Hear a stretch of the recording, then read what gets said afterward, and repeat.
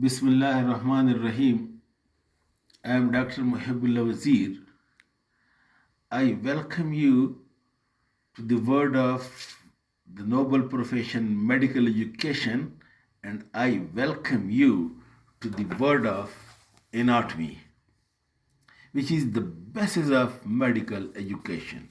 When you know the normal, you are able to diagnose the abnormal, and then you will be able to correct the abnormal again to normal, that is to treat the disease. Okay. Now, what is anatomy? It is the branch of science which deals with look, which deals with the to study the human body organs in a way that number one, where the organ is situated, and number two, what is its structure, and three, what is its relation.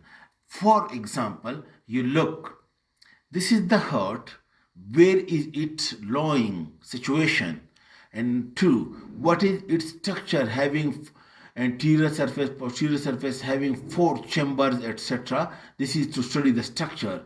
And third, what are the relations, which structures are on the sides. For example, you can see over here are the lungs, and over here you can see these nerves which lies on the surface of the heart, so that tomorrow if you are doing any procedure as a doctor, you should know that the foreign structures are lying around the heart. This is called the relations.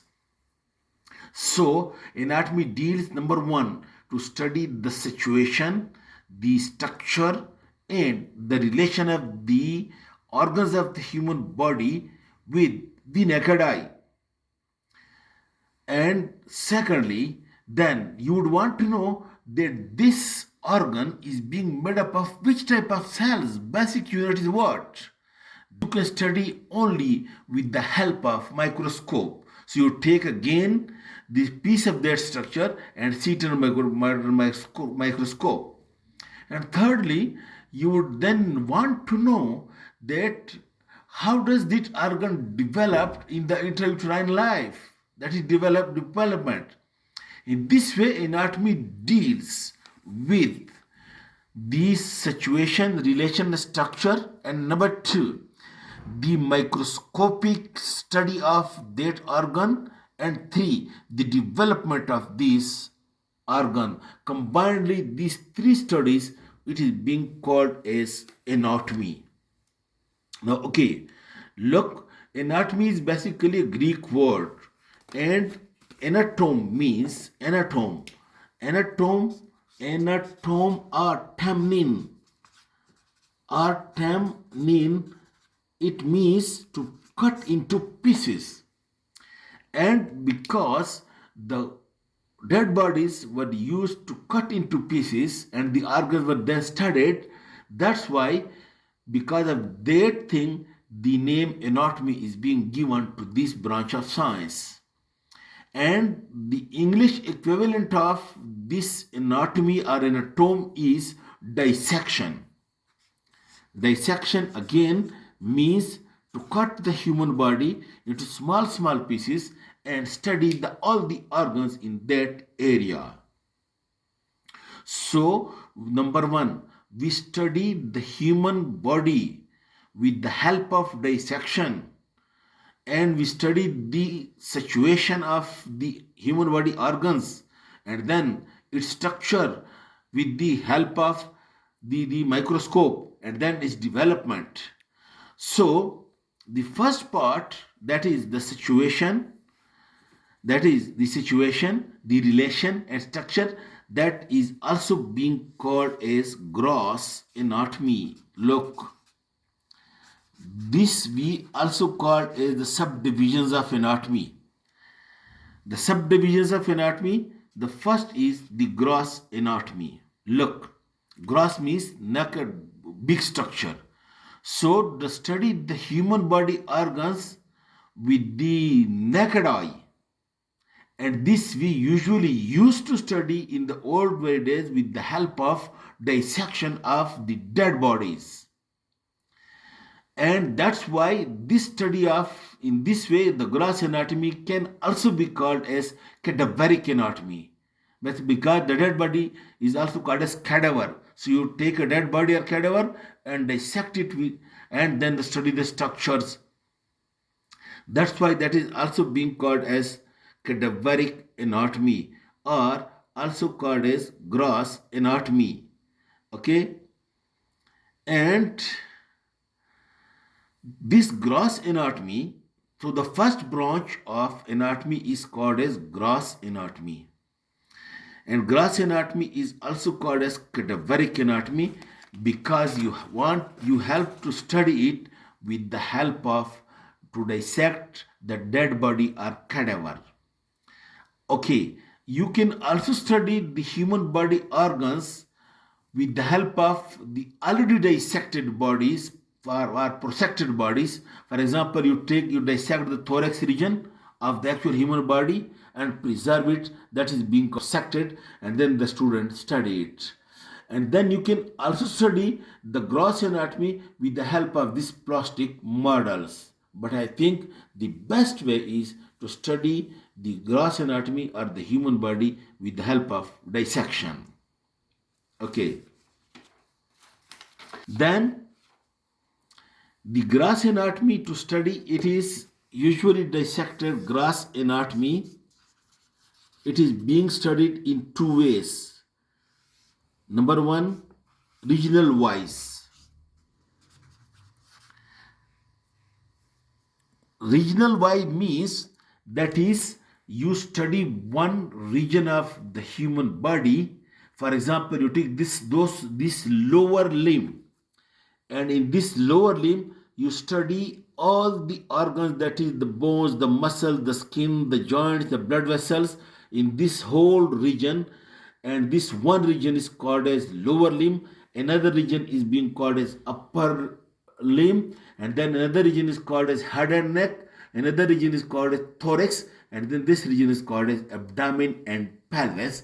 And this way you can study the anatomy region wise, and this type of study is usually done with the help of dissection. You start dissection of the lower limb and study all the viscera, the muscles, the bones, the joints, the blood vessels, and the nerves, and everything present in that region.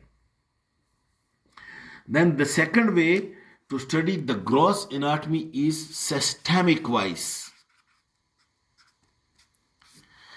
And systemic, what do you mean by systemic wise?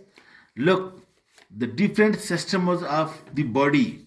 For example, one system, you say cardiovascular system, which means the heart and all the blood vessels, the arteries and veins, this combinedly make one cardiovascular system. So you study not the region, but study one cardiovascular system starting from heart, all the blood vessels going to the head and neck, to the limbs, to the abdomen, all the blood vessels, the arteries and veins you study, that is being called as cardiovascular system.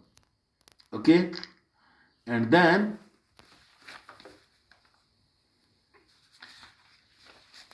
this cardiovascular system, that we also call as angiology, because angiography,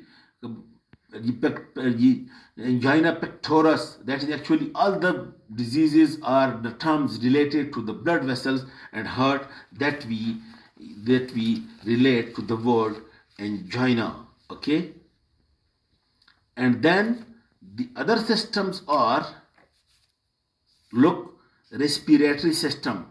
Its name indicates the lungs and all the everything related to respiration. And number two, the digestive system. For example, the stomach, the intestine.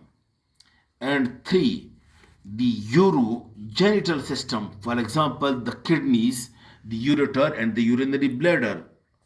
And number four, the endocrine system. For example, the thyroid gland and the pancreas, etc. This way, respiratory system or digestive system are urogenital system and endocrinology system. These are the different types of system, and combinedly these four systems we call it as splanknology. Splanknology is actually all these four systems combined together. It is being called as splanknology. Then the other systems that include present in the human body. Number one, for example, you can see the skeletal system, the bones, the femur, the humerus, the tibia, etc., the sternum, this bone, and the vertebral column. This is all called as skeletal system, and it is also called as osteology. And then the muscular system, that is the muscles of the body, and this is also called as myology. And then the joint system, the joints of the body, the wrist joint, the elbow joint, the knee joint, the joints, and it is also being called as arthrology, or also being called as syndesmology. Syndesmology. Okay, now you understand, I think, that you walk with the help of bones, muscles, and joints.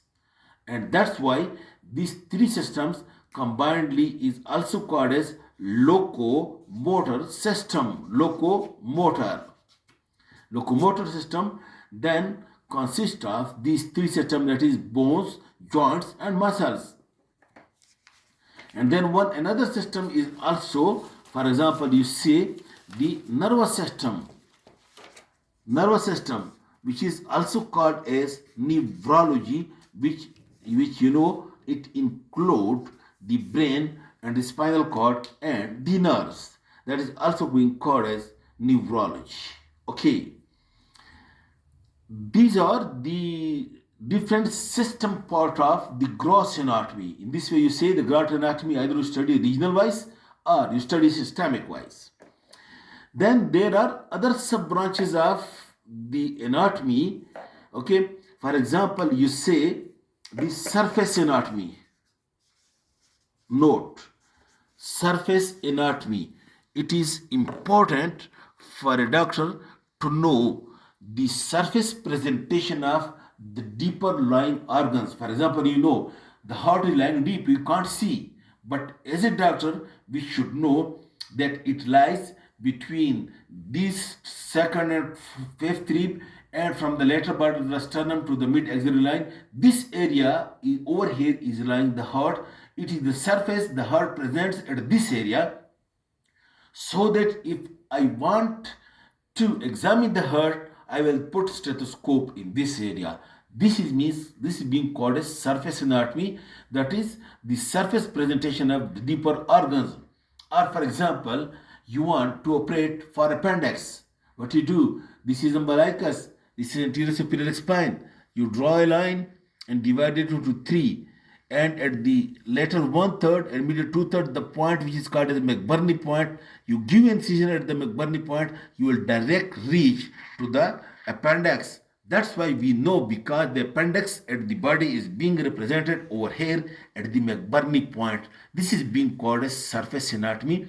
That is the deeper lying organs which are related to which part of the surface of the body. That is being called as surface anatomy.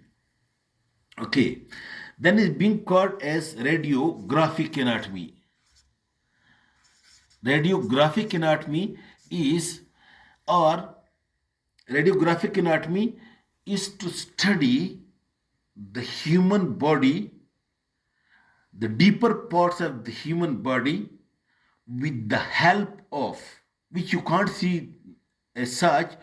Then you take help of some techniques with the help of which you can see. For example, you want to study the bone. Is there any fracture of the bone or not? Then what you do, you put an X-rays on that part and put film on the other side, and the shadow of that bone is being put on this X-ray film, and then you look at it. Is there any disease or fracture in that bone, etc.? So the deeper lying organs of the human body you study with a technique. For example, number one, the X-rays, which is called as radiography, or you study it with the help of CT scan, computerized tomography, or you study it more detail with the help of MRI, magnetic resonance imaging. With the help of that, you study more detail of the deeper lying or the hidden organs of the body.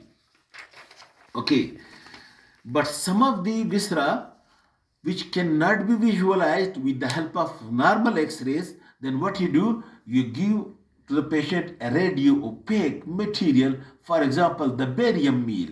You give the patient the barium meal, patient swallow it, and then you take the x-ray, and then the stomach is visualized, which is normal. So also the radiography includes these the techniques in which you use the radio opaque or contrast material, for example the barium meal, the IVU, intravenous unogram, and so many etc. others.